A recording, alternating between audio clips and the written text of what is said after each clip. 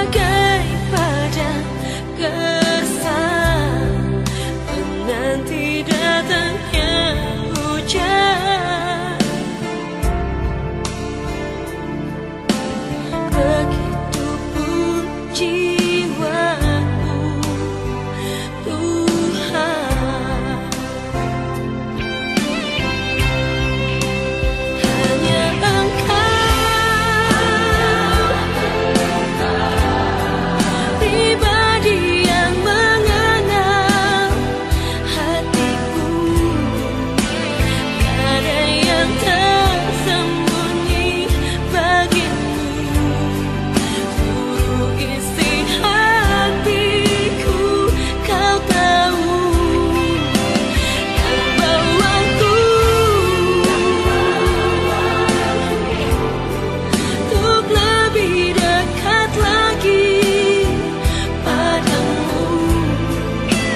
Tinggal dalam indahnya cekatan kasih-Mu.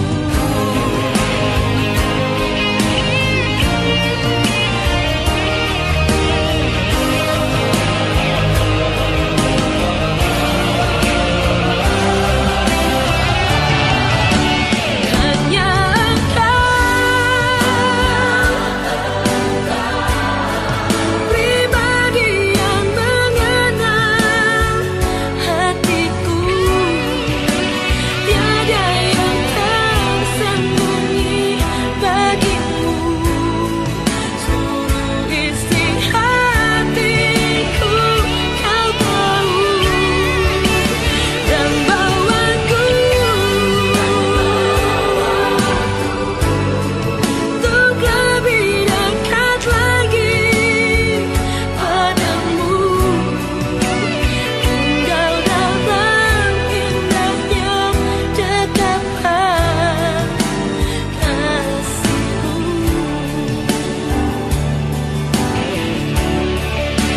Tinggal dalam indahnya cekatan kasih-Mu.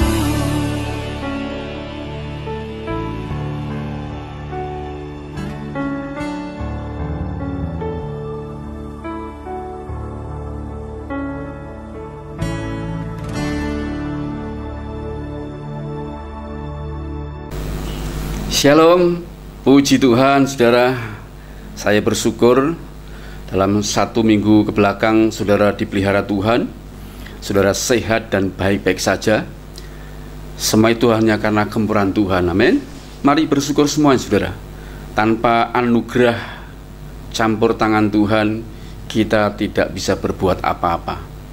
Karena itu saudara, pada saat ini sebelum kita menerima tubuh dan darah Tuhan dalam perjamuan kudus, mari mengambil waktu barang sejenak untuk memperhatikan tuntunan Tuhan lewat kebenaran ini. Dan tema pada saat ini adalah karakter penopang keberhasilan. Sekali lagi, karakter penopang keberhasilan. Di dalam Mazmur pasal ke-30 ayat 7 sampai ke-8, firman Tuhan berkata demikian. Dalam kesenanganku aku berkata, aku takkan goyah untuk selama-lamanya. Tuhan, oleh karena Engkau berkenan, Engkau telah menempatkan aku di atas gunung yang kokoh. Ketika Engkau menyembunyikan wajah-Mu, aku terkejut. Saudara, ayat ini sangat menarik karena di dalamnya mengandung sebuah nilai kehidupan dari seorang yang bernama Daud, dan perlu digali kemudian kita ambil sari dan kekuatan dari kebenaran itu. Karena banyak orang mengalami kesuksesan, keberhasilan, kelimpahan, namun runtuh dalam waktu yang tidak lama. Tetapi Daud bisa membuktikan bahwa dia orang yang bisa kokoh di dalam kedudukan dia sebagai seorang raja. Bahkan dia tidak hanya dilimpahi dengan sebuah kedudukan, namun janji Tuhan memberikan jaminan sampai ke dalam keturunan-keturunan dia. Nah, dalam ayat ke-7 tadi dikatakan dalam kesenanganku. Nah, dalam NKV terjemahannya menulis begini. Dalam kesenanganku diterjemahkan dengan kata-kata my prosperity. My prosperity. Artinya, kalau LAI menerjemahkan dalam kesenanganku, dalam terjemahan bahasa Inggris ini diartikan sebagai dalam kemakmuranku. My prosperity. Dalam kemakmuranku atau dalam kelimpahanku. Yang maknanya demikian, saudara. Ketika Daud dikenan Tuhan, berkenan kepada Tuhan maksudnya, Daud diangkat tinggi-tinggi sebagai raja. Dan dalam ayat ke-8 dikatakan, engkau telah menempatkan aku di atas gunung yang kokoh. Daud tidak hanya diangkat tinggi-tinggi derajatnya oleh Tuhan, tetapi juga dianugerahi Tuhan dengan kemakmuran. Nah, perhatikan beberapa ayat ini yang menunjukkan sebuah perubahan yang sangat drastis. Namun Daud bisa bertahan di dalam posisi, di dalam kelimpahan yang Tuhan anugerahkan. Dalam 2 Samuel pasal 7 ayat 8 berkata demikian, ya. Akulah yang mengambil engkau dari padang. Akulah ini hanya besar dari Tuhan. Akulah yang mengambil engkau dari padang ketika menggiring kambing domba untuk menjadi raja atas umatku Israel. Di sini dikatakan Tuhanlah yang mengambil Daud dari padang di mana dia menggembalakan kambing dombanya. Ya. Dari seorang gembala kambing domba yang pekerjaannya ada di ladang, ya, Tuhan mengambilnya dan mendudukkan dia menjadi raja atas umat Israel. Nah, ini sebuah kondisi yang memperlihatkan kepada kita pergantian sebuah derajat dari seorang rendahan, ya, gembala itu di Israel adalah termasuk orang yang dipandang pekerjaan yang rendahan, ya. Seorang gembala kambing domba diangkat tinggi-tinggi, ya.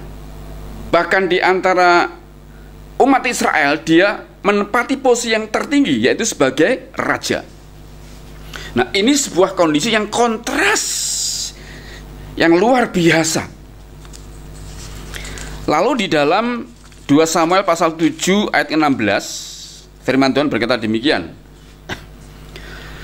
keluarga dan kerajaanmu akan kokoh untuk selama-lamanya di hadapanku.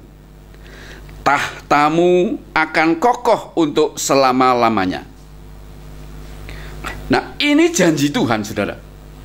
Tidak hanya dia diangkat dari tempat yang rendah statusnya, derajatnya, ditempatkan, didudukkan di tempat yang paling tinggi, ya, di umat Israel sebagai raja, namun dijamin Tuhan bahwa keluarga dan kerajaannya kokoh untuk selama-lamanya.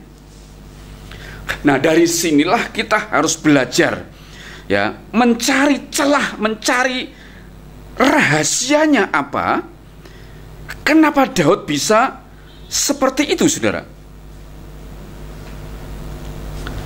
Dan ketika Tuhan tadi mengangkat dia, mendudukkan sebagai raja, derajatnya berubah, lalu memberikan janji bahwa kedudukan dia dan keluarganya itu akan kokoh selama-lamanya, maka perhatikan pasal 30 ayat 7 tadi, ini merupakan tanggapan dari Daud.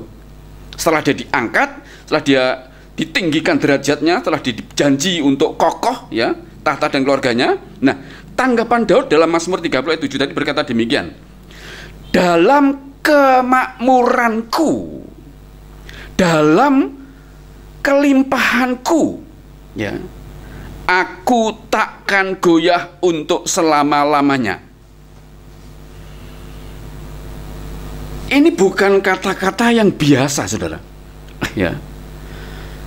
Karena ini orang sudah diangkat demikian rupa luar biasa, namun dia bisa berkata, dalam kemakmuranku, kedudukanku yang tinggi, Daud berkata, aku takkan goyah untuk selama-lamanya.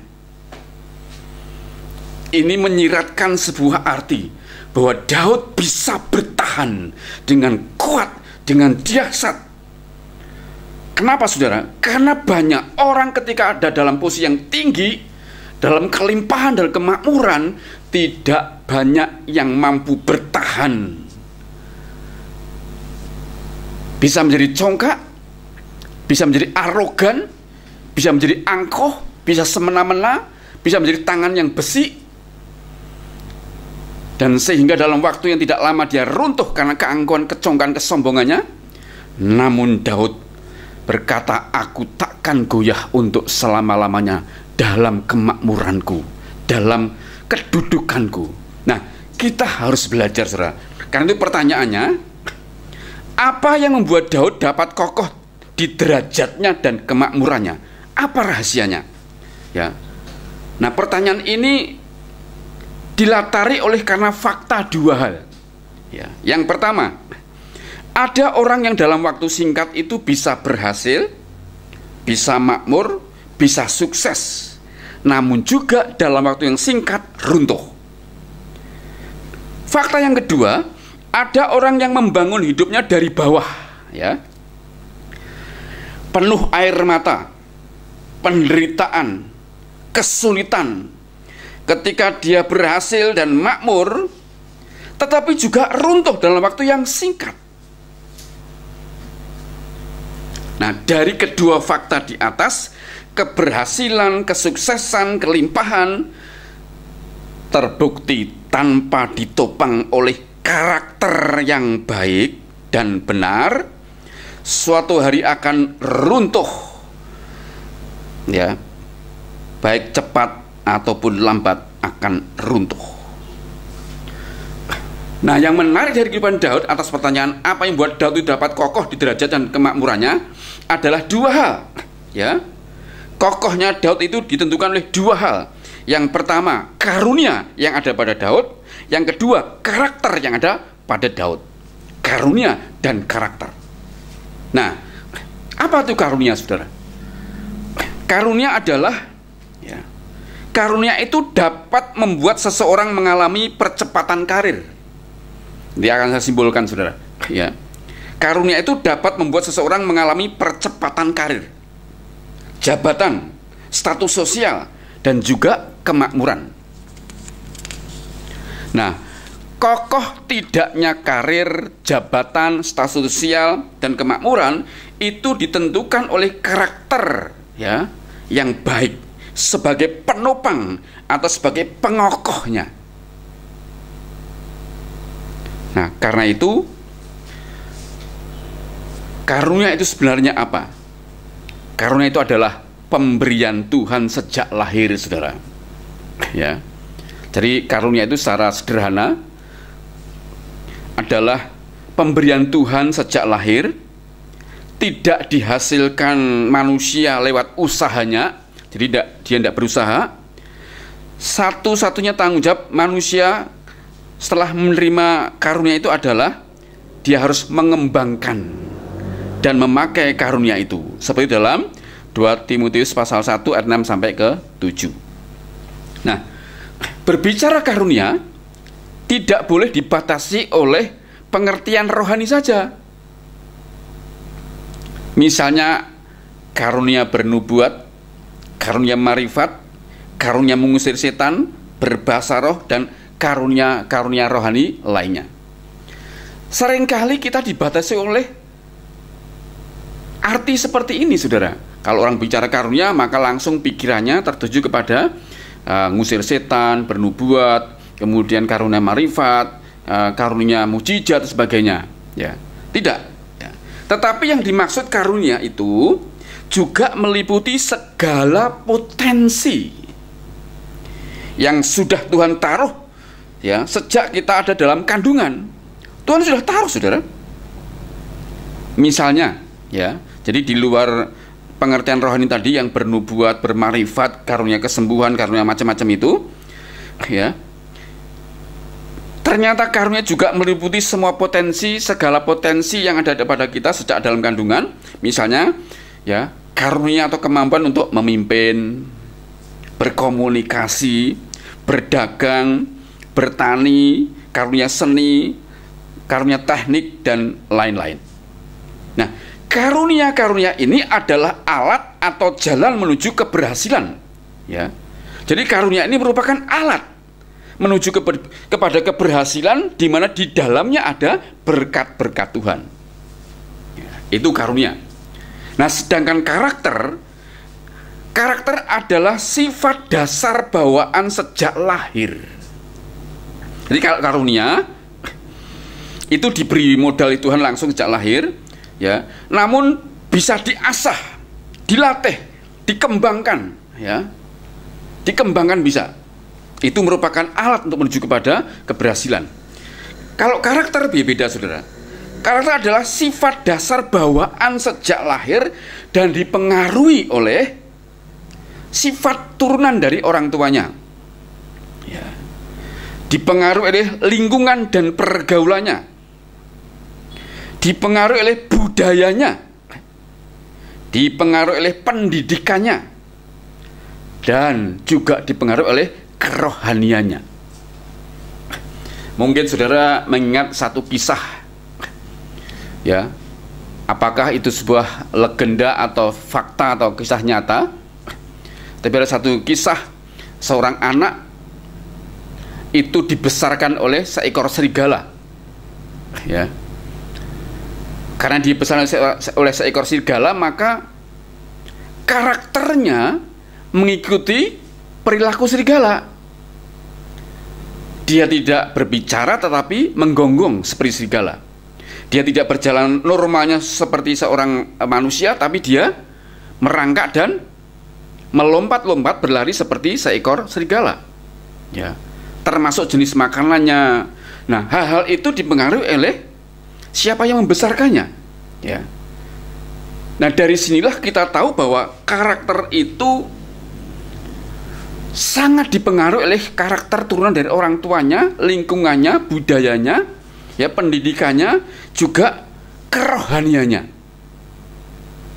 Dan secara dasar karakter itu dipengaruhi oleh sifat dosa.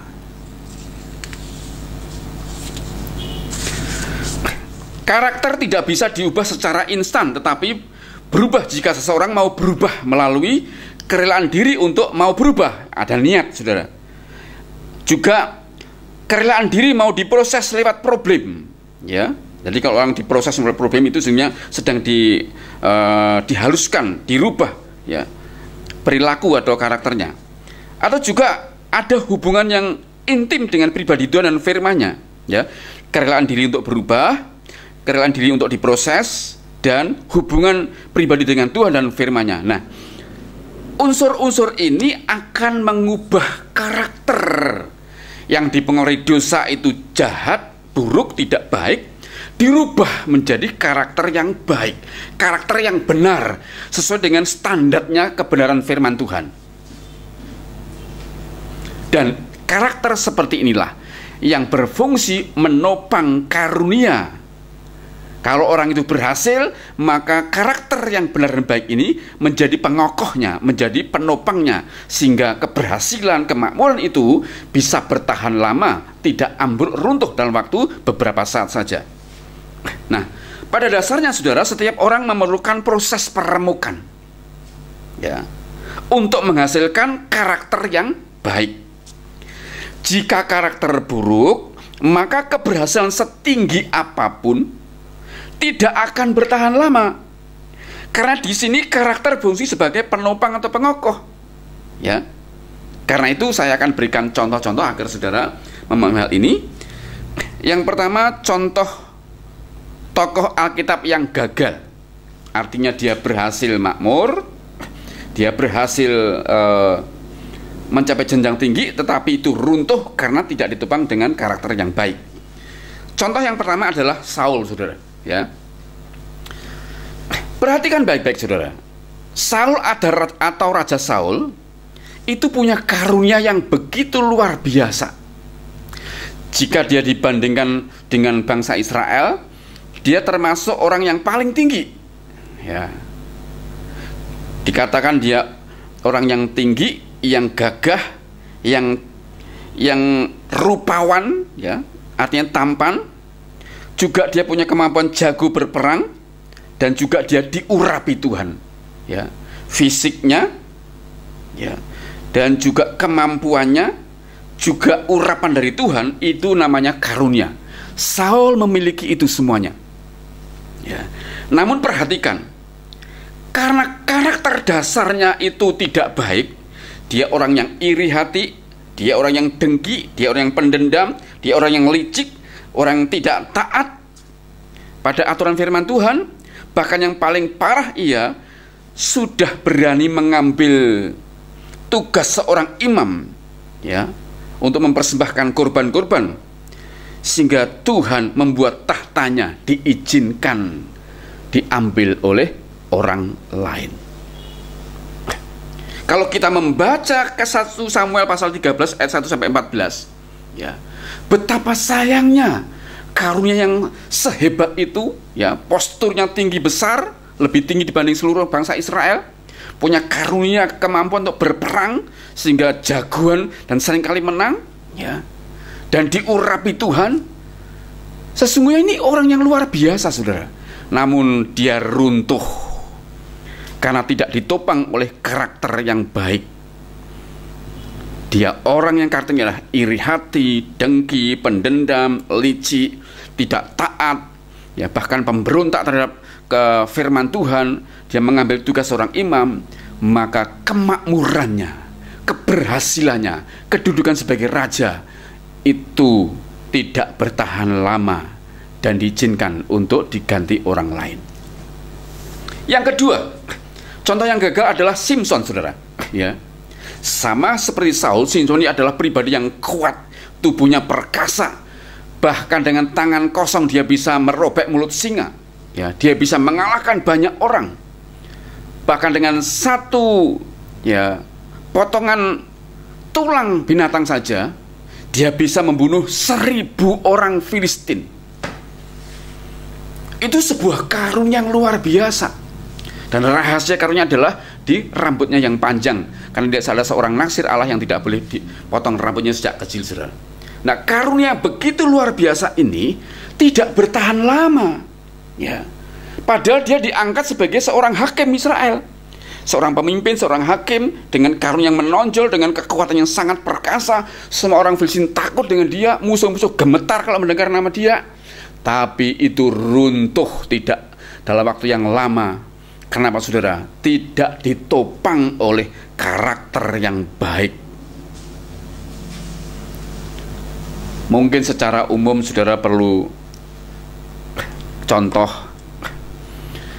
Kalau saudara ingat, tidak tahu Indonesian Idol yang musim keberapa, yang dimana waktu itu juara utamanya adalah, juara pertama adalah namanya Aris, ya, seorang rocker jalanan, seorang pengamen, tapi dengan kekasan suara yang serak-serak berat dan kemampuan dia mengolah vokalnya memikat para juri dan juga akhirnya bangsa Indonesia. Dan dia akhirnya keluar sebagai juara pertama Indonesian Idol, ya. Nah, waktu dia juara pertama itu banyak rakyat Indonesia menggantungkan harapannya lahir seorang bintang, ya, yang bisa menjadi idola bagi bangsa ini. Namun tidak sampai 1 tahun kemenangan, keberhasilan dia itu runtuh karena karakternya, saudara, ya, tidak ditopang dengan karakter yang baik, ya. Atau mungkin contoh-contoh yang lain, saudara, di sekitar hidup saudara. Masih banyak yang saudara bisa sebut, saudara. Nah, kalau dalam cerita rakyat ada satu cerita yang terkenal sekali di bangsa ini, anak SD pasti tahu, saudara, yaitu cerita tentang maling kundang. Maling kundang ini cerita yang sangat luar biasa. Karakternya ini menjadi sebuah pembelajaran buat anak-anak SD. di mana dia seorang anak yang merantau demi masa depan. Ketika dia berhasil di perantauan menjadi seorang yang kaya, ya, dia tidak mau mengakui mamahnya yang sangat sederhana itu. Keberhasilan dia tidak ditopang oleh kekuatan karakter dia, sehingga dia runtuh keberhasilannya dan dia dikutuk menjadi batu, saudara. Namun sekarang mari, saudara, ya, kita akan belajar. Tadi itu contoh-contoh orang yang menurut falsafah Jawa dikatakan orang yang tidak kuat derajat. Nah, sekarang kita akan belajar satu contoh Alkitab yang jelas akan menjadi sebuah teladan buat kita, yaitu dari pribadi Daud yang sudah kita pelajari di awal tadi. Nah, keberhasilan Daud ditopang oleh karakter yang baik. Karunia-Nya dia mengantarkan dia menjadi orang yang derajatnya diangkat tinggi-tinggi oleh Tuhan sebagai raja, dan juga mengantar dia menjadi orang yang mendapatkan kemakmuran, kelimpahan, prosperity. Dan itu bisa bertahan, bahkan dijamin Tuhan kokoh selamanya, karena ditentukan dua hal yang ada dalam diri Daud. Yang pertama, karunia yang luar biasa. Yang kedua, ditopang oleh karakter yang baik, saudara. Nah, kita akan belajar, kiranya saudara mempelajari dan saudara mencatat betul dalam hati saudara, baik karunia maupun karakter menjadi pembelajaran buat kita. Yang pertama, saudara, lihat, ya, karunia daripada Daud ini luar biasa. Ya, kiranya saudara juga mempunyai. Yang pertama, Daud itu adalah orang yang karakternya dicintai oleh Tuhan. Ya. Karunia adalah dia dicintai oleh Tuhan. Ya. Itu 1 Samuel pasal 16 ayat 7 sampai 7 dan 12. Ya. Kenapa dicintai Tuhan, saudara? Ya. Karena Tuhan melihat sejak dia kecil, ya, dia orang yang bisa dipercaya. Dan Tuhan melihat jauh ke dasar sampai ke dalam hati dia. Tuhan tahu ini orang bisa dipimpin Tuhan untuk mengenapi rencananya. Maka Tuhan jatuh hati kepada Daud. Yang kedua, Daud punya kasih karunia namanya dia diurapi Tuhan. Ya, dia dipilih lalu diurapi oleh Tuhan lewat Samuel. Ya. Nah, urapan ini berbicara kuasa. Daud punya karunia namanya kuasa dari Tuhan, sehingga memampukan dia untuk melaksanakan tugas-tugas sebagai seorang raja yang berhikmat dan luar biasa. Yang ketiga, Daud juga jago berperang dan selalu menang. Itu juga yang kayaknya menimbulkan kerugian, maksudnya menimbulkan sebuah kecemburuan buat Raja Saul. Karena ketika dia pulang perang dan menang, selalu ada nyanyian yang membuat Saul itu cemburu atau iri hati. Ya, kepada Saul, ya, diperhitungkan kalau dia menang itu hanya beribu-ribu saja. Tapi kepada Daud, ya, orang-orang atau gadis yang menari itu menyanyikan nyanyian dengan memberi nilai yang lebih dibanding Raja Saul. Saul hanya beribu-ribu, tetapi Daud berlaksa-laksa. Ya. Nah, itu karunia. Diutus oleh Raja Saul kemana saja untuk perang, memimpin perang, selalu Daud menang, pulang dengan membawa kemenangan. Nah, ini karunia, saudara, karunia untuk berperang. Ya. Kemudian juga dia dianugerahi Tuhan dengan karunia sebagai seorang leader, seorang pemimpin yang handal, saudara. Ya, dia mampu memimpin anak buahnya, ya, para panglimanya sedemikian rupa. Bahkan kalau kita ingat waktu dia berkumpul ada di Gua Adulam, ya, orang-orang stres, orang-orang putus asa, para perampok, penjahat, mantan-mantan penjahat, itu semuanya menyerahkan diri untuk dipimpin dia, 400 orang banyaknya. Itu bentuk karunia bisa memimpin orang-orang seperti itu. Ya. Lalu yang terakhir, ya, Daud juga adalah seorang seniman. Baik itu dia menguasai musik maupun juga seni sastra. Ya. Waktu dia main musik, maka setan keluar dari Saul. Waktu dia nulis sastra, maka Mazmur itu menjadi sebuah karya yang megah, sehingga itu benar-benar menjadi berkat buat banyak orang. ya, atas tuntunan Tuhan. Nah, dari karunia-karunia ini, mari aplikasikan dalam hidup saya dan saudara, ya. Apa yang ada dalam hidup saya dan saudara, ya. Setiap kelebihan, setiap potensi, mari lihatlah saudara.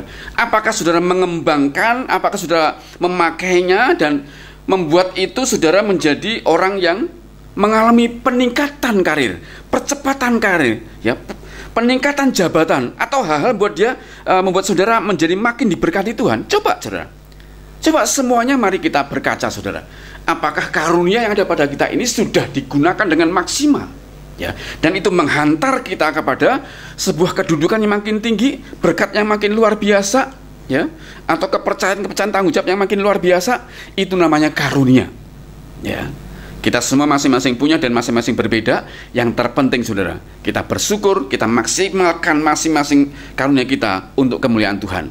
Nah, karunia ada pada kita, ya, seperti pada Daud itu, harus juga ditopang oleh karakter yang baik. Nah, Daud memiliki karakter yang luar biasa, ya. Lihat, dan saya berharap saudara juga meneladaninya, ya. Yang pertama, Daud itu punya karakter tunduk dan taat pada orang tua. Tunduk pada otoritas ayahnya waktu dia di rumah, namun juga waktu dia ada di kerajaan, di istana, dia juga tunduk dan taat kepada raja. Ini sangat menarik sekali, karena ketaatan Daud yang ada di istana itu, ya, itu hasil dari ketaatan Daud di rumah, ya. Dibanding dengan kakak-kakak dia, Daud ini sangat menonjol karakternya di dalam hal ketaatan. Nah, dari sini mari kita ajarkan kepada anak-anak kita, saudara.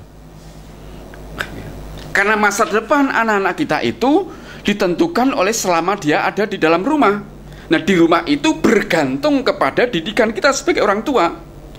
Kalau dia ini mau belajar seperti Daud yang taat pada otoritas ayahnya atau orang tuanya, dipastikan saudara, waktu dia ada di lapangan atau dalam kehidupan dunia luar sana, di luar rumah kita, anak kita sudah punya modal karakter yang baik.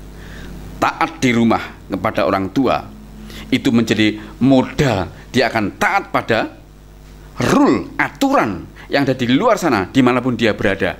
Dan itu akan mempercepat atau menjadi jalan bagi peningkatan karir atau keberhasilan dia.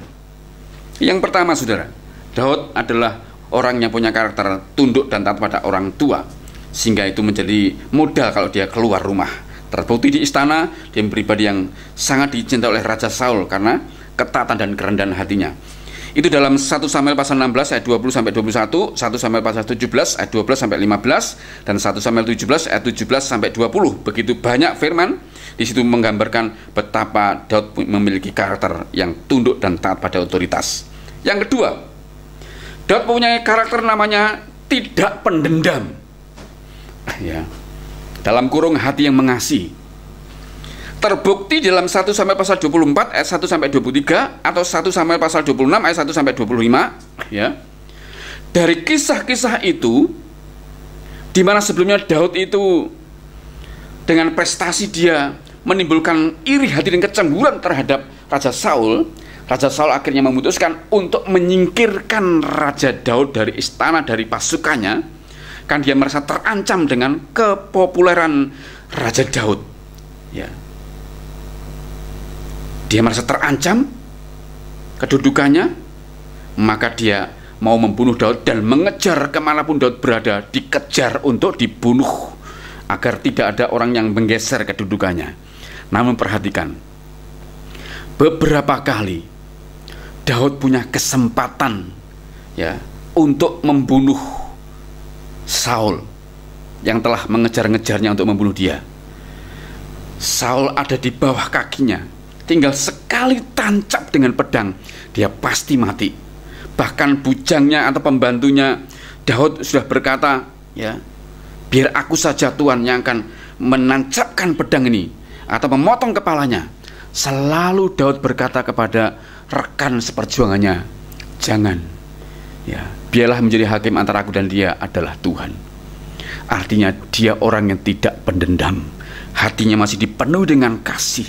Nah, ini karakter yang baik di mata masyarakat. Kalau orang ini terjun di masyarakat dalam pekerjaan, dalam apa saja, ini menjadi sebuah bekal ilahi yang luar biasa. Dia tidak mudah tersinggung, dia tidak mudah untuk disakiti seseorang. Hatinya sudah ada perisai, namanya kasih yang kuat, sehingga kalau dilukai seseorang, dia gampang melepaskan pengampunan. Dan ini merupakan karakter yang baik yang menopang keberhasilan Daud, saudara. Yang ketiga, Daud selalu mengandalkan Tuhan. Nah, ini sebuah karakter yang harus kita teladani, saudara. Banyak orang tidak mau mengandalkan Tuhan dengan rutin atau tiap hari. Tapi Daud punya pekerjaan. Pekerjaan dia adalah hanya dekat dengan Tuhan dan mengandalkan Tuhan. Dan terbukti ya, dalam 1 Samuel pasal 23 ayat 1 sampai 13 atau pasal 17 ayat 45 dan 47 ya. Terbukti Daud adalah orang yang sangat mengandalkan Tuhan. Sampai-sampai kalau dia berperang atau melangkahkan kaki dengan sebuah rencana, selalu Daud merendahkan hati di hadapan Tuhan dan selalu bertanya kepada Tuhan, Tuhan, boleh ndak aku ke sana? Tuhan, boleh ndak aku memerangi itu? Tuhan, boleh ndak aku membuat keputusan ini? Daud tidak mengambil keputusan pribadinya. Dia akan melangkah setelah dia tanya kepada Tuhan, dan Tuhan berikan lampu hijau atau lampu merah, dia akan taat dengan keputusan Tuhan. Nah, karakter mengandalkan Tuhan itu diperlukan hari-hari ini, saudara. Banyak orang tidak mau serius ketika dihadapkan pada banyak persoalan. Seringkali mengambil keputusan sendiri, seringkali atas pikiran, gagasan, apa kata orang, lebih didengar. Tapi Daud adalah pribadi yang luar biasa. Sebelum Tuhan berbicara, sebelum Tuhan memberikan sinyal, sebelum Tuhan memberikan lampu hijau, Daud adalah pribadi yang suka bersujud di hadapan Tuhan, meminta pimpinan Tuhan, sehingga Tuhan benar-benar diandalkan. Nah, itulah yang membuat Daud dikenan Tuhan. Kisah Rasul pasal 13, saudara ya, itu bukti bahwa Tuhan berkata, telah kudapati Daud bin Isai, seorang yang kukenan dan melakukan kehendakku ya. Ini orang yang luar biasa, karena hidupnya hanya diarahkan kepada Tuhan ya. Apa saja yang mau dilakukan selalu mengandalkan Tuhan, walaupun dia juga punya kelemahan-kelemahan, titik-titik kejatuhan atau kesalahan, namun selalu kembali ke hadirat Tuhan untuk dipimpin Tuhan. Yang keempat, Daud adalah orang yang mengasihi Tuhan. 2 Samuel pasal 6 ayat 1 sampai 19. Kasihnya kepada Tuhan sudah tidak terbantahkan lagi. Mazmur pasal 1 sampai pasal 150 itu bukti ungkapan-ungkapan kasihnya kepada Tuhan begitu dalam, begitu tajam, begitu luar biasa. Diungkapkan sedemikian rupa betapa dia mengasihi Allah. Dan orang ini begitu intim dengan Tuhan, begitu intim dengan Tuhan.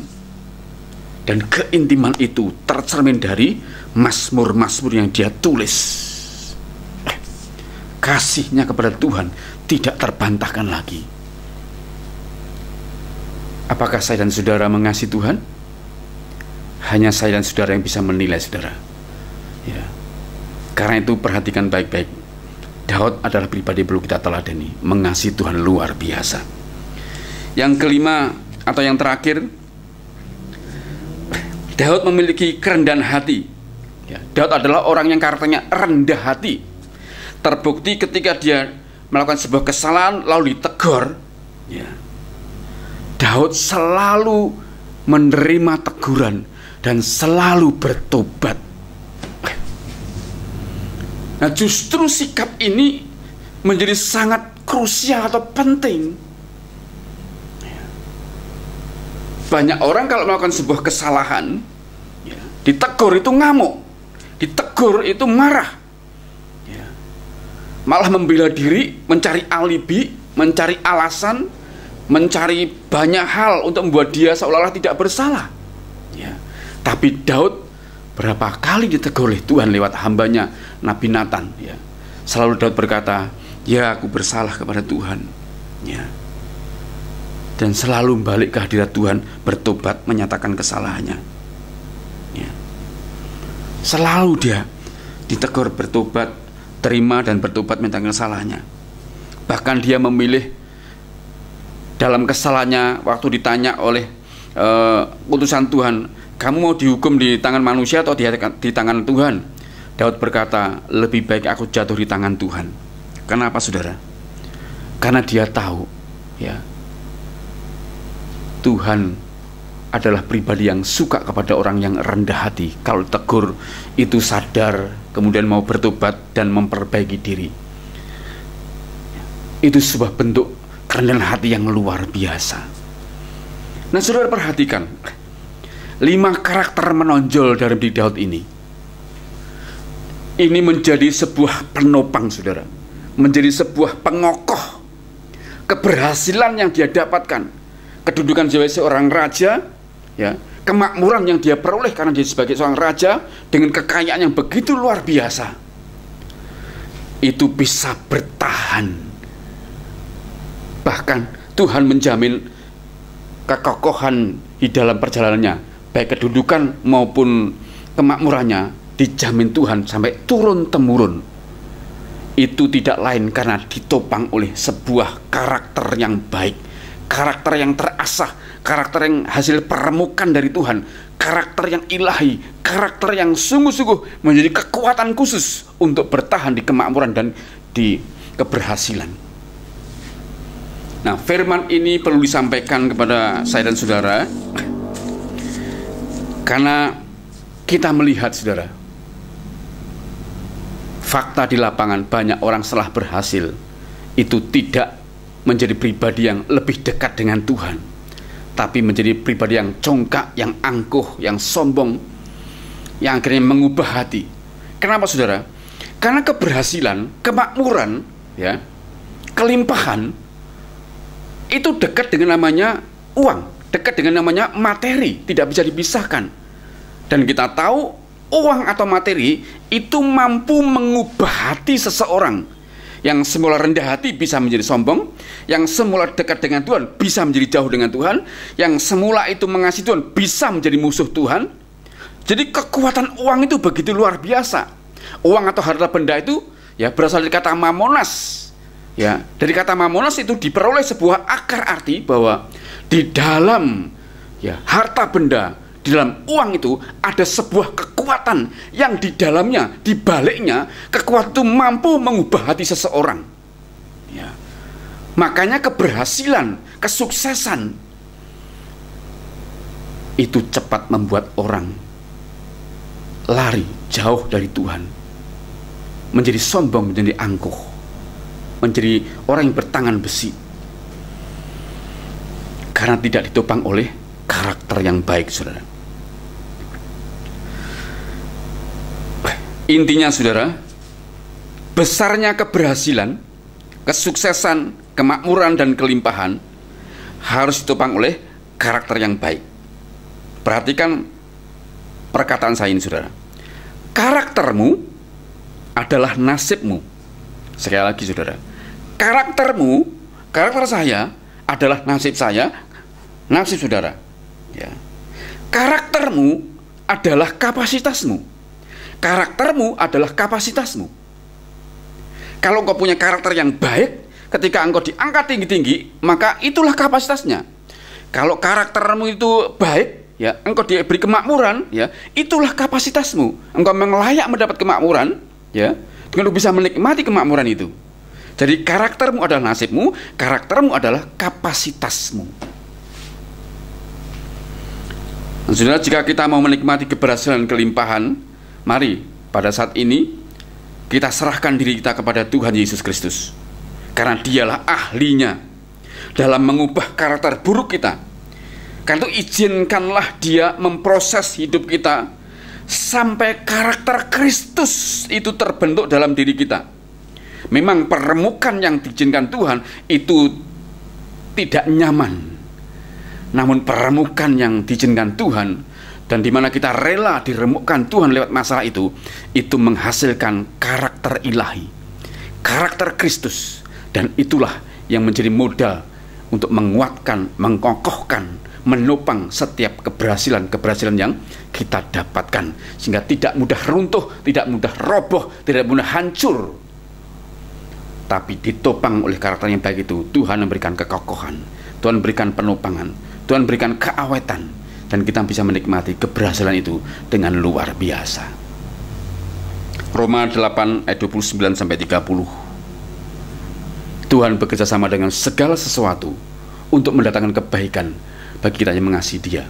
Ya, itu berbicara tentang pembentukan karakter lewat banyak yang Tuhan izinkan. Sehingga ayat 29 dikatakan, kita ditentukan dari semula untuk memiliki gambar Yesus sebagai yang sulung di antara semua saudara seiman. Ya. Mari saudara, lewat renungan yang sudah saya sampaikan ini, kiranya saudara semuanya bersama dengan saya, mari kita koreksi, ya, satu, apa yang menjadi karunia-karunia kita. Ya, coba seluruh potensi kita, coba kita gali, kita lihat saudara. Apakah sudah kita asah, kita latih, kita maksimalkan sehingga kita mendapatkan sebuah keberhasilan? Yang kedua, mari kita lihat karakter kita. Apakah karakter kita sudah cukup baik untuk menopang keberhasilan? Atau banyak hal masih dikerjakan Tuhan untuk memproses, meremukkan manusia kita, manusia batin kita, sehingga akan menghasilkan sebuah karakter Kristus, sehingga itu akan menopang keberhasilan kita lewat penyerahan diri kepada Tuhan Yesus dan kerelaan diri untuk diproses Tuhan. Saya berharap saya dan saudara menapaki tahun-tahun ke depan ini, kita menjadi pribadi yang semakin dewasa dan berkarakter Kristus, sehingga kalau kita diberi kelimpahan, diberi kemakmuran, diberi pengangkatan oleh Tuhan, peningkatan karir, jabatan, sebagainya, kita akan kuat derajat di situ, kita akan kuat bertahan di situ, karena karakter kita sudah kuat menopangnya. Amin untuk firman Tuhan. Mari siapkan hati kita untuk menerima tubuh dan darah Tuhan, dan biar lewat perjamuan kudus ini kita sadar bahwa hidup kita bukan milik kita sendiri. Yesus yang telah mati di kayu salib, Dia mati menggantikan hukuman kita. Lewat kematiannya, Dia tidak hanya menebus kita dari hukuman dosa, tapi juga Dia memberikan hidup yang kekal ke dalam hidup kita. Dan itu membuktikan bahwa hidup kita tidak lagi menjadi milik kita sendiri. Kita sudah ditebus dengan darah yang mahal. Kita menjadi milik Tuhan seutuhnya, selayaknya. Pada saat ini hidup kita kembali dipersembahkan di mezbah Tuhan, untuk diproses, untuk terus digarap Tuhan, semakin memiliki karakter Kristus. Mari saudara, siapkan perjamuan saudara di hadapan Tuhan. Yang pertama-tama, siapkan roti di sebelah kanan saudara. Terlebih dahulu saya akan berdoa buat saudara semuanya. Sebelum kami terima tubuh dan darah-Mu Tuhan, urapi setiap kami, agar perjamuan ini bukan sebuah rutinitas agamawi, tapi menjadi sebuah momentum yang sangat sakral kepada kami Tuhan, bahwa lewat tubuh dan darah-Mu ini kami kembali sadar bahwa hidup kami sungguh-sungguh bukan milik kami sendiri. Kami sudah dibeli dengan harga yang lunas dibayar. Hidup adalah milik Tuhan. Karena itu betapa kami harus mengingat pengorbanan di kayu salib, mengingat kasih dan pengorbanannya begitu besar buat kami Tuhan. Karena itu kami akan ambil tubuh dan darah-Mu dengan memperingatinya, dan mata tertuju kepada Engkau Tuhan. Dan dalam bimbingan-Mu kami mau menjadi orang-orang yang punya karakter seperti Engkau, yaitu Yesus Kristus. Kami terima anugerah-Mu dengan hati bersyukur di dalam nama Yesus Kristus. Haleluya. Amin. Mari angkat roti saudara tinggi-tinggi, dan dengarlah firman Tuhan baik-baik.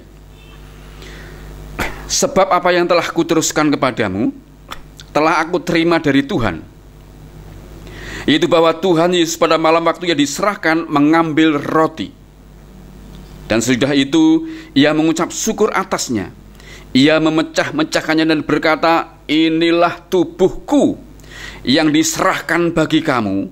Perbuatlah ini menjadi peringatan akan aku. Mari kita makan dengan iman di dalam nama Yesus.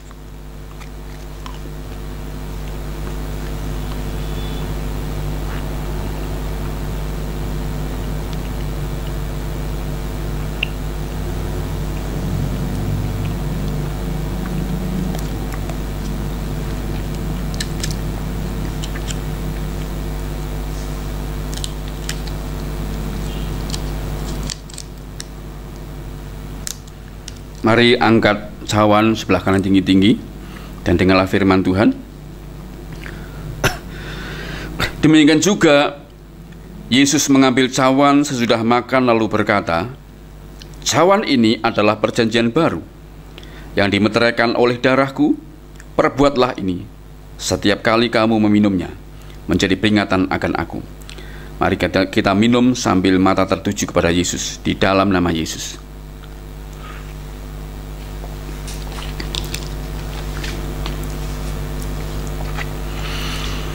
Mari saudara-saudara yang di rumah, angkat tanganmu dan hatimu arahkan kepada Tuhan untuk kita berdoa. Dalam anugerah-Mu kami bersyukur, kami sudah terima tubuh dan darah-Mu Tuhan. Betapa kami bersyukur, kami sehat, kami baik-baik saja. Di situasi pandemi ini, Engkau menyertai kami sedemikian rupa, dan oleh kasih karunia-Mu, kami akan terus terjaga di hadirat-Mu Tuhan. Kemanapun, situasi apapun, kami tetap sehat dan baik-baik saja. Karena itu biarlah waktu, hari, bulan, tahun yang Tuhan masih percayakan kepada kami. Mari Tuhan, kami tidak melewati dengan siklus hidup yang biasa, tapi mari beri anugerah kepada kami setiap apapun yang ada dalam hidup kami, ya. Seperti firman berkata, Tuhan memakai segala sesuatu, ya, untuk mendatangkan kebaikan buat kami. Tuhan memproses seluruh karakter kami agar hari lepas hari terus diasah semakin seperti Kristus. Karena memang demikianlah kami dipanggil untuk ditentukan memiliki gambar Kristus. Dengan gambar itu Tuhan punya proyek agar hidup kami menjadi saksi-saksi Kristus, menjadi berkat bagi banyak orang dan membawa banyak orang datang kepada Tuhan. Karena itu Tuhan, kami berdoa lewat proses itu, hasilkanlah karakter yang ilahi dalam hidup kami. Itu karakter Kristus. Sehingga ketika Tuhan berikan kemakmuran, kelimpahan, keberhasilan, kedudukan, itu semuanya bisa kokoh, tidak mudah hancur dalam waktu yang singkat, namun kokoh. Karena Tuhan memberikan anugerah, menopang, mengokohkan, menguatkan dengan karakter yang sudah terbentuk dalam kami. Itu karakter Kristus. Terima kasih. Meteraikanlah kebenaran ini dalam hidup kami Tuhan, dan terus oleh pertolongan-Mu kami menjadi pelaku-pelaku kebenaran-Mu. Di dalam dan demi nama-Mu Tuhan Yesus Kristus kami sudah terima berkat dan kami mengucap syukur. Haleluya, amin. Puji Tuhan saudara, saya bersyukur saudara mengikuti dengan baik. Kiranya saudara terus akan diberkati, diurapi Tuhan, dan kita akan bertemu kembali minggu depan. Saya berdoa kiranya kasih karunia Tuhan terus membuat kita sehat dan baik-baik saja. Amin. Karena itu sampai jumpa. Shalom dan haleluya.